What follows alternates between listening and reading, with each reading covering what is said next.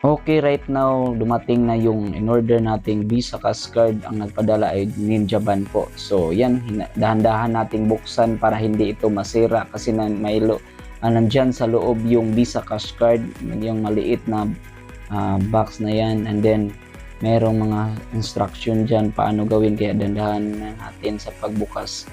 At pagkatapos natin itong mabuksan, kailangan lang natin itong i-link sa ating GCash app. Kaya yan, binuksan na natin. So kung nakita natin meron talagang Visa Cash Card sa loob, kaya inisip ko na hindi sirain yung maliit na box para makita ko yung mga instruction dyan. So yan, ang kagandahan dito may pangalan pa natin kasi binilagyan ko yan during sa pag-order ko sa sa app.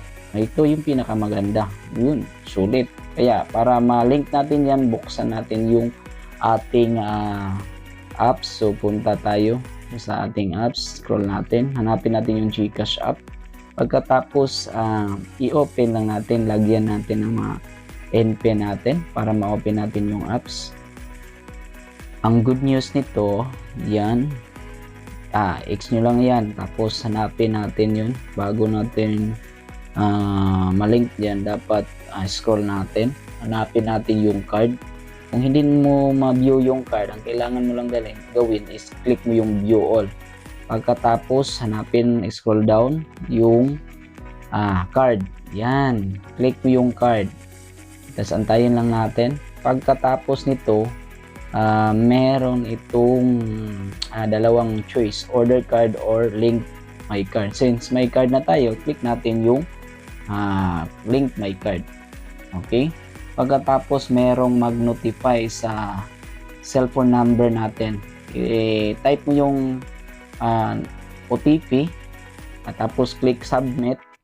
Pagkatapos dito may hinihingi si GCash na 4-digit, last 4 digit sa card mo. Type mo, tapos virtual account nandyan sa card, kaya i-type mo yung sa card mo para matanggap ni GCash at ma-activate yung card mo.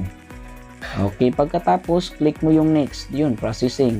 Ang good news dito, tanggap na niya, pero kailangan mo lang maglagay dito ng 6-digit card pin. So yung hindi mo na talaga malilimutan yung password, kasi yan ang gagamitin mo pag during mag-withdraw ka sa any machine na available sa iyong lugar.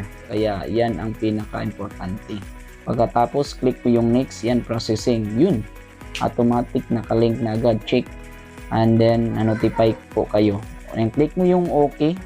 Pagkatapos antayin natin kung talagang na-link yan, kasi may nakalagay dyan pagkatapos okay, loading yan. So talagang nakalink na yung Visa Cash Card nyo, so dahil may nakalagay na na-active. Kaya ikaw na nanood ngayon, kung nagustuhan mo tong video na to, please mag-comment at mag-share ka naman, o don't forget to subscribe and on a notification bell para maka-update ka sa next natin na video. Thank you.